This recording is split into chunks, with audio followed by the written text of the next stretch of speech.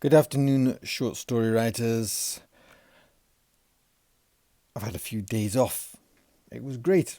I did nothing because we're in lockdown and it was great. I do like my own company, and sometimes there's nothing better than just curling up with a good novel. And for somebody who is so drawn to the likes of the early Nick Hornby things and Stephen King's Dolores Claiborne, sort of always literary outings, I do find that at Christmas I really enjoy whatever Lee Child, and now with his brother Andrew Child, have written in the Jack Reacher series, because they're very well researched, they're well plotted. Some are obviously better than others. That is bound to happen when you write 25 stories. Some are going to be woo, and some are going to be not quite so woo, but still fairly good. So I think I've got 4 left to read out of the 25, and the 21 that I have read, I must say that around 60% of those have been very impressive. And it's great because it's binge reading. I don't even think about doing anything else. I know that for the next 2 or 3 days, because I am a slow reader, and there's a reason for that, but I'm a slow reader, so I know that I'm going to require about 2 or 3 days. Anyway, Christmas is now over, and we're in that kind of drifty part where it's not quite New Year yet, and I don't celebrate New Year anyway, but I'm fond of a bit of a tipple on New Year's Eve, and then I don't even bother waiting for the bell to chime or anything like that. I just get to bed when I feel like it. But this brings us on to the whole New Year's ritual, which is a source of material for short story ideas. So and there are 3 of them. Today's fiction prompt is going to be one of them, which is making New Year's resolutions. And I'm going to say it's a short story writing prompt, a fiction writing prompt, simply because I'm saying that if it has been your intention up until now, and you're saying to yourself, I will wait till the new year, I would say that the best time to start any kind of resolution, whether it's giving something up for some sort of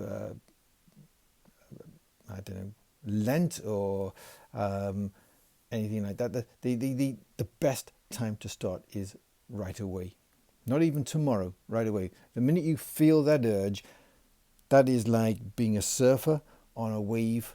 And the wave is an emotion. It's that feeling that you really want to do something, you want to change something in your life. Get on it straight away. Don't even bother asking anybody permission. If it's writing, either break open your computer, not literally obviously, but start typing, or dictate something into your phone using a voice to text, or just good old-fashioned pen and back of an envelope or whatever. Start your plot, start your writing, write down your ideas and begin, because many people have gone on about beginning, but it's true. Mark Twain, I believe it was, said to get ahead you've got to get started. Was it Goethe? There's a magic in starting things, in the commitments. Joey the Lips Fagin, that's the character. He says, I'm a great believer in starts. It's a start, and that's the important thing. I'm a great believer in starts. You can't make progress at all. You can't finish if you don't actually begin. And the beginning is not an idea. That's why you can't copyright ideas. It's just an idea. And if you tell people that idea and they subsequently go and write that story, the law is not on your side. You cannot say they stole my idea. It has to be in concrete form. So it's not a short story idea. We'll get onto that tomorrow, although it could be. You could write a short story based on somebody or two people. Tell the story of Monopoly. Tell the story of Isaac Newton. Tell the story of Charles Darwin, who sat on his idea of evolution for 30 years, apparently, maybe even longer, and fired a shot across the bows of a fellow writer who was beginning to write it all down, because he only published his ideas late in life, but he'd had those ideas from a very early age. Could have ended up that we didn't talk about Darwinism, we talked about some other name, we didn't talk about Isaac Newton, we talked about his rival.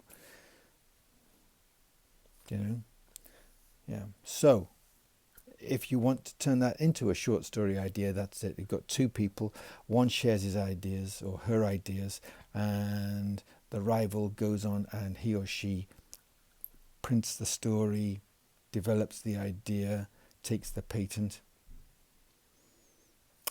In Monopoly as well, and then subsequently there are lawsuits, blah blah blah, and it doesn't end well. And you can do that in any of the genres. Literary, in science fiction, obviously, it could be a patent. It could be a family feud in literary fiction. In the ghost stroke fantasy horror, it could be that somebody